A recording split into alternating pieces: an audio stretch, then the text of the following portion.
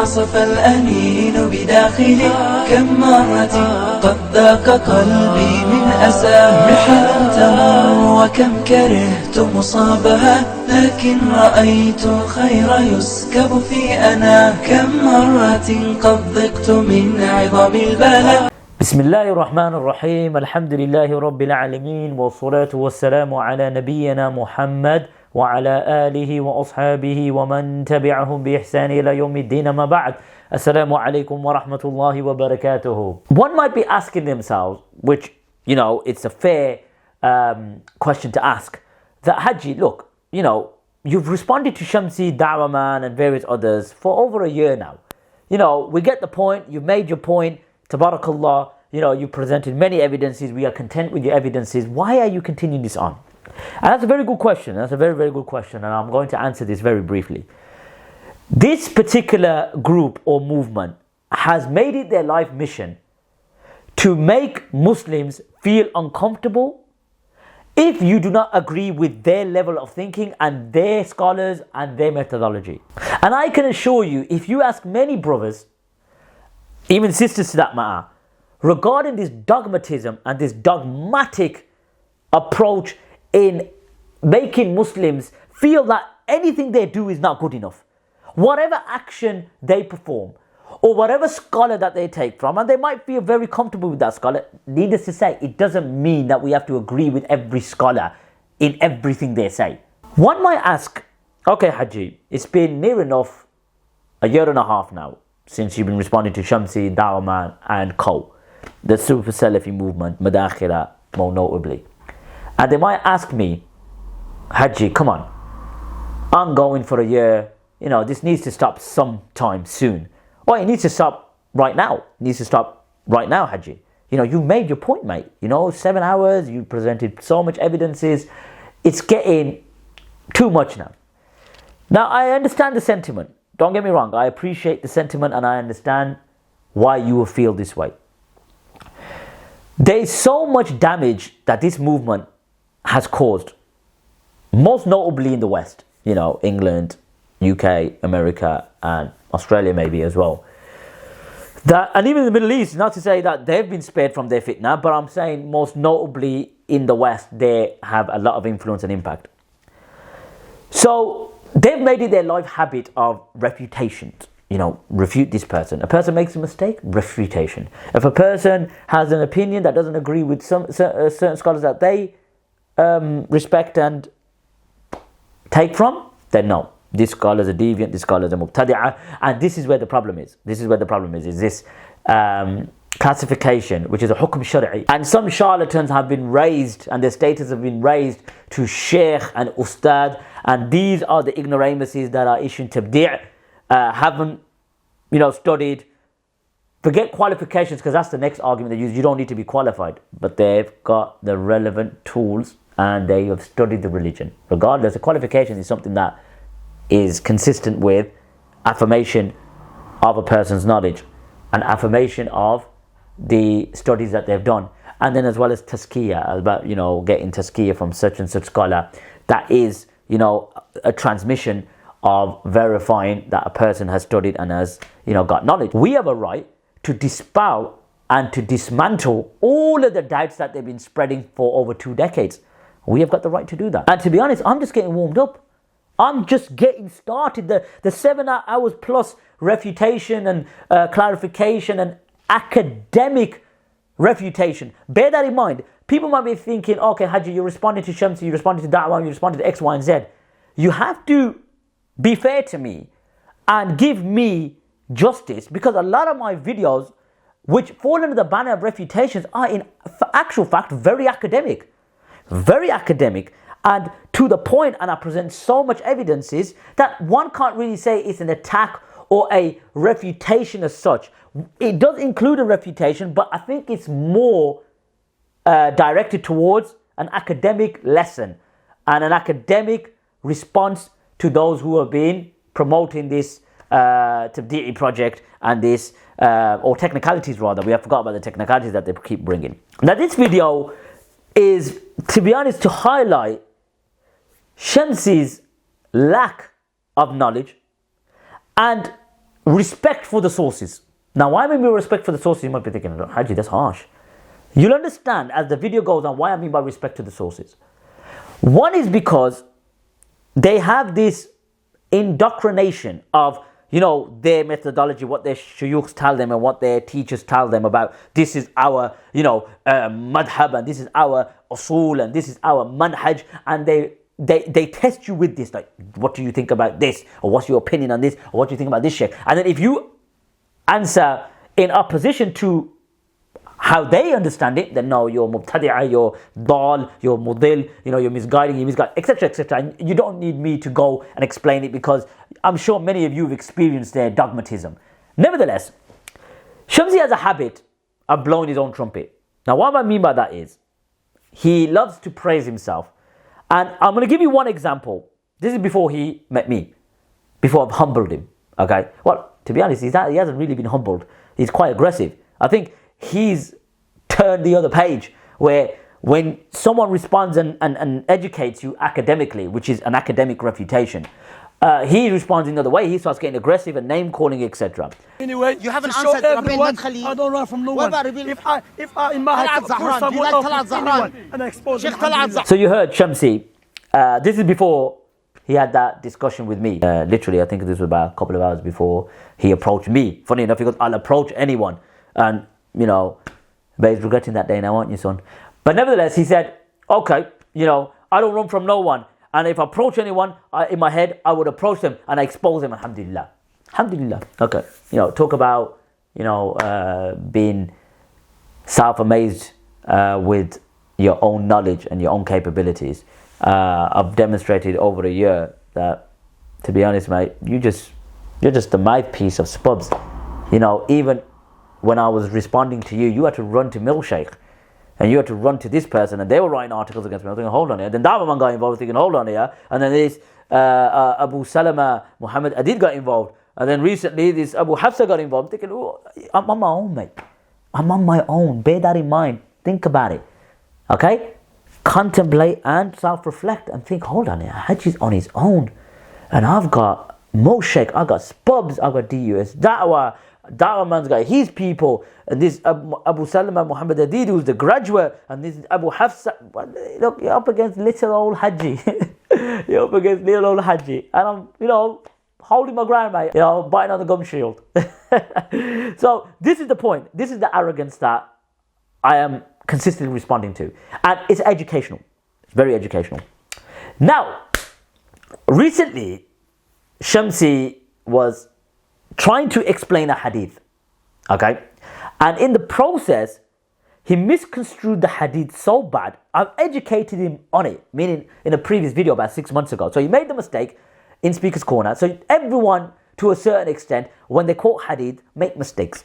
And then, no one does it intentionally, as the Prophet ﷺ said, an-nadam tawbah, that regret is tawbah.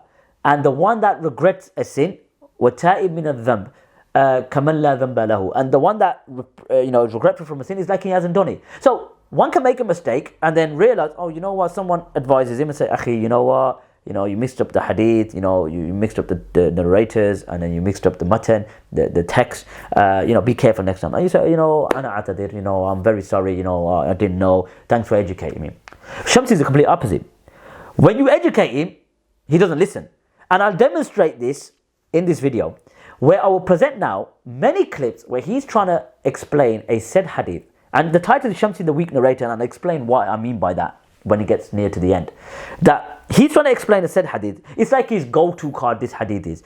But funny enough, he mixes everything up. So the narrators are mixed up, the text is mixed up, the wordings are mixed up, and then later on, you'll find when I correct him, and I won't play the video because I've done it many times, but when I correct him, he admits, he won't admit I corrected him, by the way. He won't admit I corrected him. He's so stubborn and arrogant, he won't admit his mistake. So he'll say, I did something. And when you listen to these, you think, hold on here, are you allowed to even do that? Okay, let's have a listen to all the hadiths he's quoting. Prophet said clearly, Prophet said to Sahabi Ubayd ibn Samit, he said to him, he come at time when the leaders who will take your right from you and they will ask their right from you. So he said, should we fight them? He said, do not fight them until they establish the prayer. Understand? Okay, another narration. The Messenger said there will be leaders, Muslim leaders, who they will take their right from you and they will not give you your rights. So they said, should we not fight them? They asked Prophet. No, they're not asking alim here. They're asking الذي لا ينطق عن الهوى إن هو إلا وحي يوحى. Doesn't speak from his own desires. He speaks from the revelation. Prophet said no, as long as they establish the prayer. Now, who's teaching that? The donkey of Birmingham. He's an enemy of Sunnah al-Nabi alayhi salatu in this bab about the khuruj.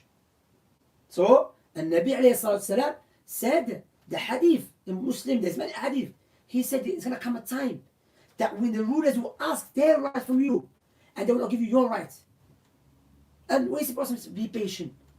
So as you heard Shamsi present a hadith, or a couple of hadith, or probably three, which he didn't realize that he's mixed all of them up. So in the first one, he said Ubadah bin Samit, okay, narrated, and he's taking the rulers taking their right from you, and they requesting their rights from you. And then he said, shall we not fight them? And he said, establish the prayer. That's the first one. In the second one, he said the same thing, okay, but he didn't quote the narrator. He quoted the narrator in the first one, which is Ubadah bin Samit, which he thought was Ubadah bin Samit. We'll get to that. And in the third one, he quotes the same hadith again, but then he changes the wording. He says, shall we not fight them? And then he said, no, have patience. So first, Ubadah bin Samit, right from you, your rights, etc., etc. Shall we not fight them? Establish the prayer. Second, same thing. And the third, be patient. Okay? He asked the Messenger of Allah sallallahu alayhi wasallam, Ya Nabiyullah, O Prophet of Allah, what do you think of rulers who rule over us? أَرَأَيْتَ إِنْ قَامَتْ عَلَيْنَا أُمَرَاءُ. Okay, that we have rulers that rule over us. And they want us, they ask us for their rights. But they do not give us. What do you order us to do? And the Prophet ﷺ avoided giving an answer. So Salama asked again and he avoided giving an answer. And then it was said, listen to them and obey them. For on them shall be their burden and you shall be your burden. So the Prophet ﷺ ended off by saying, Isma'u wa ati'u fa innama alayhim ma humilu wa alaykum ma humiltum. Listen to them and obey them, for them shall be their burden and you shall be your burden. The narrator wasn't Ubadah bin Samit, it was Salama bin Yazid al-Ju'fi. And when it ends off, the Prophet ﷺ says, listen to them and obey them, for them shall be their burden and upon you shall be your burden. Shamsi said that Ubadah bin Samit, which it wasn't Ubadah bin Samit, he said, the Prophet ﷺ said to him, shall we not fight them? Well, it doesn't say anything about fighting here, mate. Okay. Then he said, the Prophet ﷺ allegedly said, in this narration, because you can see it wasn't Ubadah bin Samit, it was Salama bin Yazid al-Ju'fi. And the Prophet also said, listen to them and obey them, for them shall be their burden and you shall be your burden. Now what we'll do is, we'll listen to Shamsi, okay? And then I'm going to put the hadith up back again and explain it again, meaning just briefly. Have a listen.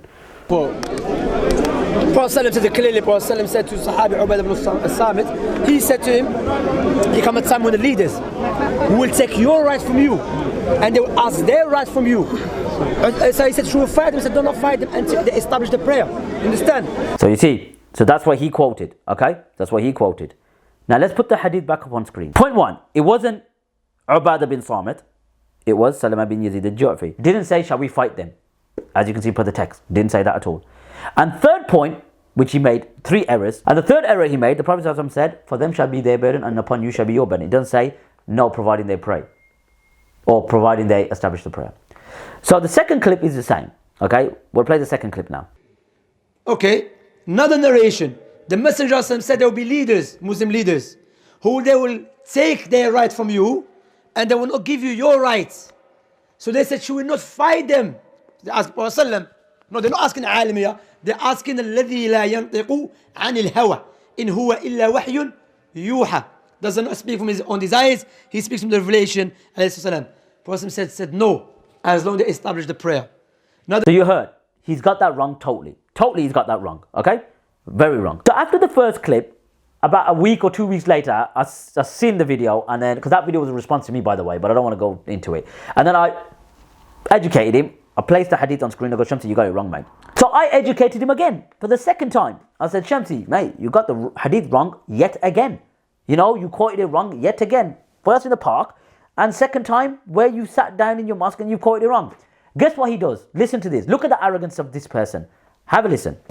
When Prophet he said, I'm misquote. He miskin, this guy doesn't understand what is misquote or mixed up. So because I was mentioned a hadith, so I mentioned two hadith and put them together. But all of them are the same meaning. That you still hear and obey the Muslim leaders.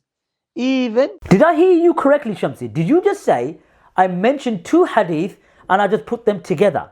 Okay, you mentioned two hadith and you put them together.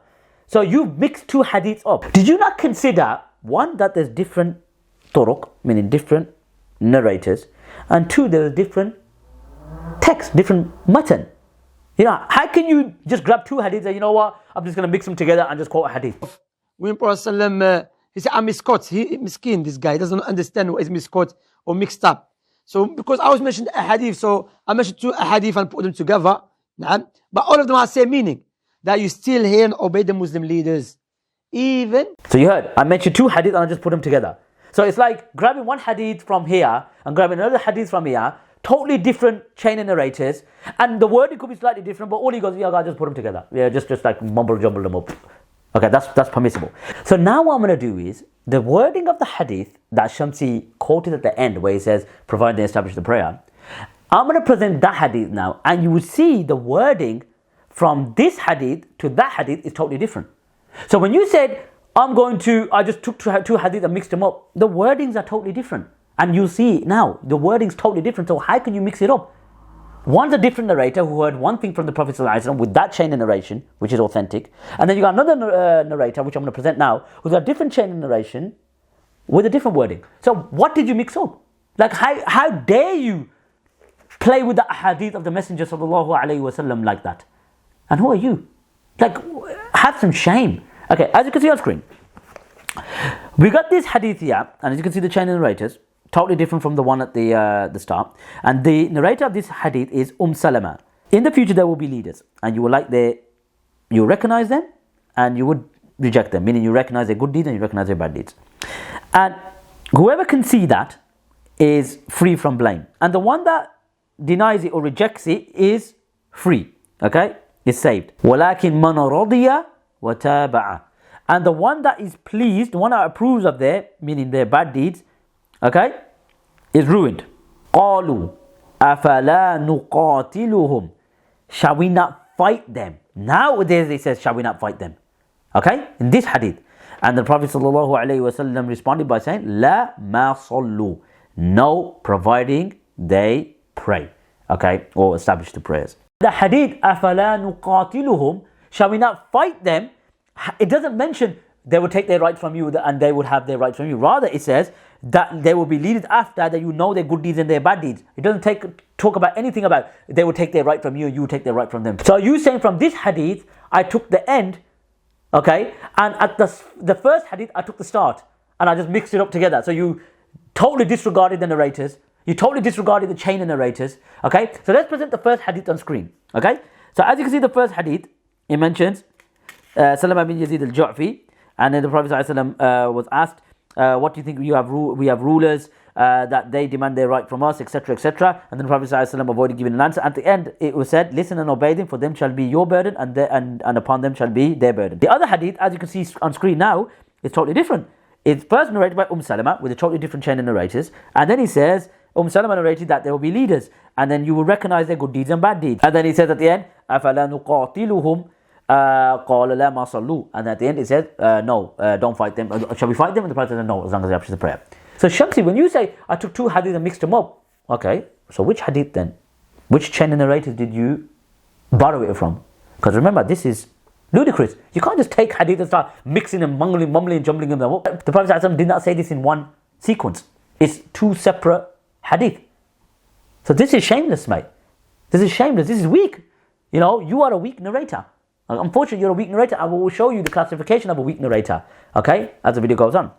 Now, okay, that's Sahih Muslim, that's out the way. Now, Shamsi mentioned in the first hadith, as is been narrated by Ubadah bin Samit. Bay'ana Rasulullah sallallahu alayhi wa sallam ala sami wa ta'a. And this is a famous hadith and we want to present it here. That hadith there, as a chain of narrators, from Ubadah bin Samit. The first two hadith that are presented, Ubadah bin Samit did not narrate the hadith with that wording. So let's present the hadith of Ubadah bin Samit. As you can see in my hand, I got Sahih Bukhari.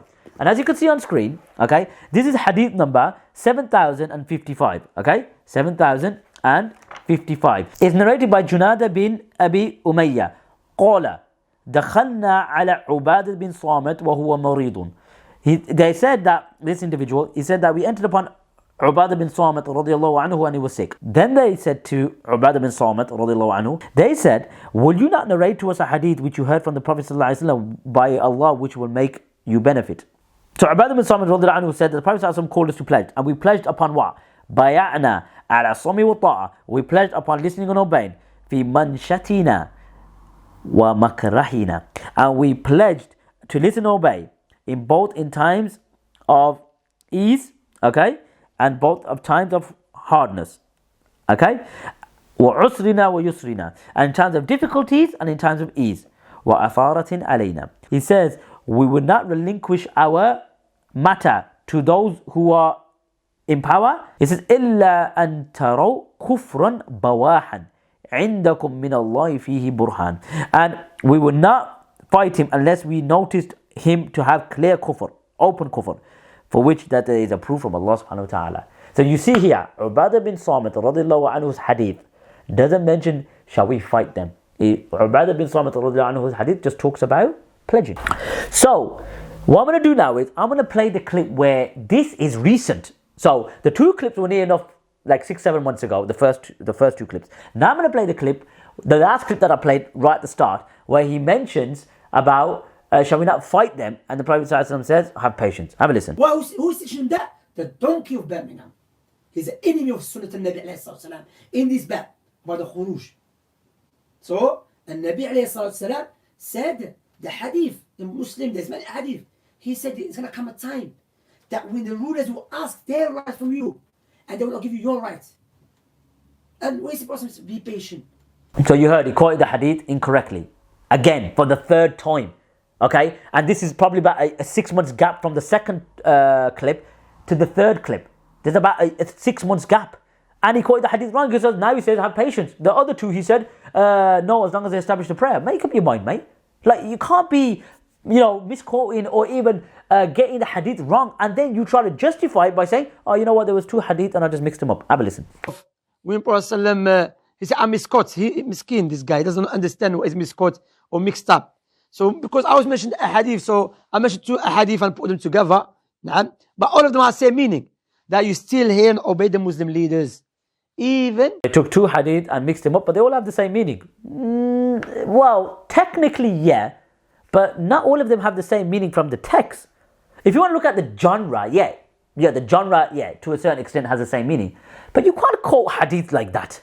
You can't quote a hadith like that. I took two hadith and I just mixed them up because they all have the same meaning. Well, as you just witnessed, they have different meanings in terms of the wording. Well, not really. The text doesn't have the same meaning. What the first hadith talks about taking their rights, etc. And the Prophet ﷺ says, their right upon you will your burden and upon them there shall be their burden. And the second one from Salama, that one was Salama bin Yazid al-Ju'fi. The second one from Salama, and Salama's hadith, they asked, the Prophet ﷺ said that you will find rulers that you would accept from them, meaning their good deeds, and you reject from their bad deeds. And then in the end they asked the Sahaba, أَفَلَا نُقَاتِلُهُمْ, shall we not fight them? The Prophet goes, لَا مَا صَلُّوا. So the wording's totally different again. So which one did you mix up? Okay, you mixed both of them, to be honest. And then the third hadith that you mentioned, you said, have patience. Not on this one, mate. Not on this one about they have their rights from you. It doesn't say that at all. And the last hadith from Ubadah bin Samit from Sahih Bukhari, Bay'ana Rasulullah sallallahu alayhi wasallam, ala sami wa ta'a. Then at the end it says, we will not fight them or relinquish our right. إِلَّا نَرَى وَإِلَّا تَرَوْا كُفْرٌ بَوَاحًا. Okay, until we see clear kufr. So totally mixed up the hadith. So now what we're going to do is we're going to show you that Shamsi is a weak narrator. If he was around the time of the Salaf, he'd be classed as da'if. Probably even a mudallis. Probably by skip his teachers. How would we describe a narrator who's consistently mixing hadith up, is getting it wrong, his memory is terrible? How did the ulama classify them? As you can see on screen. Defects in the transmitter are a result of 10 factors, 5 of which are connected to the adala, meaning the trustworthiness, and 5 to dabt, to the accuracy. So the factors are related to adala is if he's a liar. Can't really say Shamsi is a liar. Accused of lying, can't really say that as well. Immoral, not really, no. Innovation, religious principles, and 5, obscure. So I don't really think Shamsi fits in all of these, to be honest. Let's be fair to him. But the next 5, oh, definitely. Regarding the dabt, regarding the accuracy, because this is important, the accuracy of the narration. The accuracy of the narrator. The factors related to dabt are if the narrator is excessive in his errors. Definitely, he's ticked that box. Number 2, weak of memory. Definitely tick that box. Negligent. 100% he's ticked that box. Known for a lot of misinterpretations. Definitely done that. And 5, known to contradict reliable reporters. The following are rejected hadith due to the above mentioned defects in the narrators, starting with the most serious defects. So, based upon that, Shamsi definitely ticks off as a weak narrator. 1, he's excessive in his errors, no doubt about that. He's making errors constantly. Over a year he's made this error. Number 2, weak of memory, definitely, because obviously if he had strong memory, he wouldn't be quoting it consistently over a year. The same hadith. It's not as if, look, I've already taught him the hadith 6 months ago and he's still getting it wrong.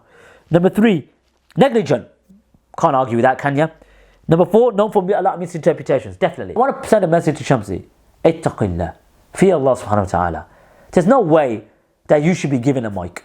You know, you got to step back from all of this, mate. You got to step back from all of this and you got to really, really, really be careful when you transmit the hadith of the Prophet sallallahu alaihi wasallam, that whoever lies upon me intentionally, now I'm not saying you're doing it intentionally, by the way, but whoever lies upon the Prophet sallallahu alaihi wasallam intentionally, then reserve his seat in the hellfire. So this is serious, my brother. There's a big one coming and a very, very important video against the cult leader.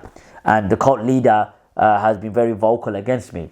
And what we're going to do is we're going to show you how if student is such a failure, then the teacher isn't so far off. And we'll prove that as well. And it's going to be very detrimental. The highlight is ignorance. And they've raised this individual to such a level that I can't even believe that this man is what they refer to as a sheikh. Honestly, it's absolutely disgusting. And he will hear some home truths from me, bi'idhnillah. And the message to you, Abu Khadija, you will hear from me. And it's going to be a lengthy video. I'm going to present such information in this video that's going to haunt you forever. That's going to literally haunt you and your cult forever. My issue was with Shamsi regarding this masala of khuruj. But you're the cult leader, so the cult leader has to look after his sheep. You know, I understand that. You're going to be really, really embarrassed by the end of the video. And I'm going to definitely educate you. 100%, and your cult's foundations are going to be shook. Honestly, even me, when I'm thinking about it, I'm getting goosebumps. Anyway, look after yourselves, take care. And just to add as well, finally, you know, I have made some serious errors in the past regarding, you know, like comedy and, you know, putting up videos on my channel, which really is very, very counterproductive, as one brother said to me. And, you know, after deep thinking and you know, speaking to brothers, you know, it's childish. And the channel has to be, you know, strictly academic. You know, even though having a mock and a laugh, you know, it's not appropriate for the content that I'm pulling out. So, you know, once again, I apologize. You know, sometimes my head, you know, doesn't think, and I don't mean any malice intent. It's just me being a bit of a joker, and I have to understand that, you know, this is a serious matter, and I can't be just, you know, putting out comedy videos, etc. So that won't happen from me from now on. So please forgive me again. So take care of yourselves. I love you all for the sake of Allah. Wa sallallahu ala nabiyyina Muhammad.